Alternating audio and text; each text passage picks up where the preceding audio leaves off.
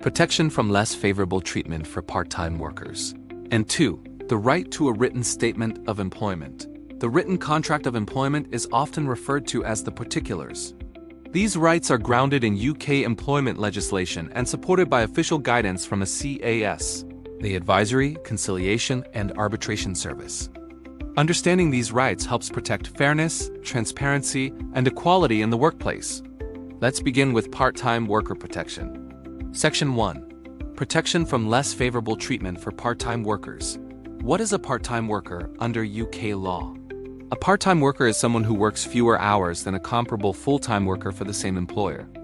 Under UK law, part-time workers are protected by the Part-Time Workers Prevention of Less Favourable Treatment, Regulations 2000. The purpose of these regulations is clear. A part-timer must not be treated less favorably than a comparable full-timer simply because they work part-time. What does less favorable treatment mean? Less favorable treatment occurs when a part-time employee receives worse terms or conditions than a comparable full-time worker. According to ACA's guidance, this can relate to pay rates, overtime rates, bonuses and commission, pension schemes, holiday entitlement, training opportunities, promotion opportunities, selection for redundancy, access to benefits, for example. If a full-time worker receives a training opportunity or bonus scheme, a part-time worker should not be excluded without objective justification. Equal treatment on a pro rata basis. UK employment law recognizes that part-timers work fewer hours. Therefore, entitlements can be given on a pro rata basis, meaning proportionate to the hours worked. For example, if a full-time worker receives 28 days annual leave, a part-time worker working half the hours would receive half that entitlement. If a bonus is linked to salary, the part-time worker should receive a proportionate amount.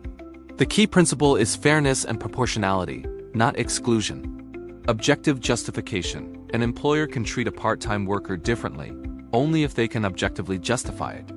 Objective justification means the employer must show the treatment is necessary for a legitimate business aim, and it is a proportionate way to achieve that aim.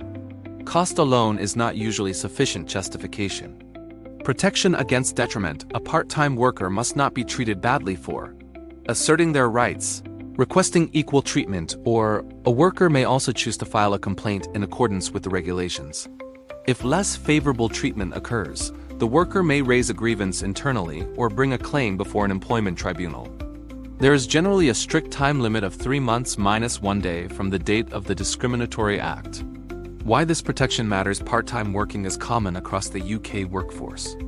These regulations promote workplace equality, fair pay practices, equal access to benefits, non-discrimination, work-life balance.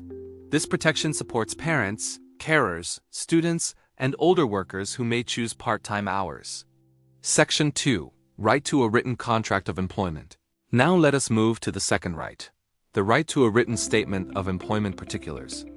This is often called a written contract of employment, but legally, it is known as a written statement of terms and conditions.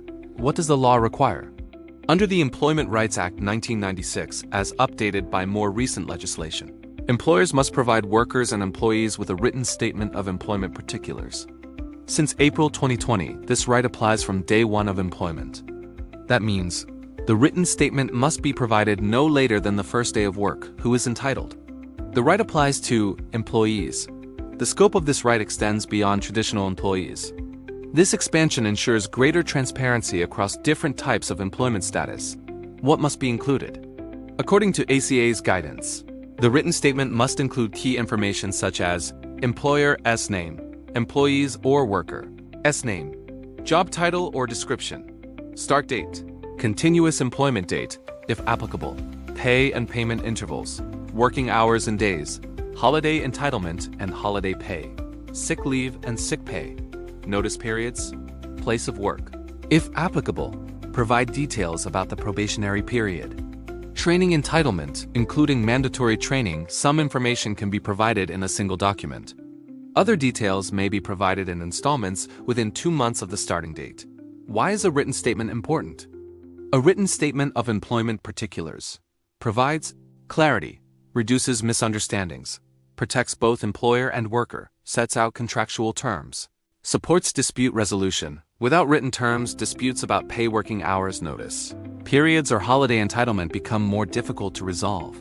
What if an employer fails to provide one? If an employer fails to provide a written statement, the worker can raise the issue informally. They can submit a formal grievance. If another employment tribunal claim is made, such as for unfair dismissal or unpaid wages, the tribunal may award additional compensation for failure to provide the written statement. A standalone tribunal claim is not available for the lack of a written statement, but it can increase compensation in related cases. Key employment law keywords covered. To summarize, today we have covered UK employment law, part-time workers regulations 2000, less favorable treatment, pro rata entitlement, Employment Rights Act 1996, written statement of employment particulars, Day 1 employment rights, equal treatment, employment tribunal, workplace equality.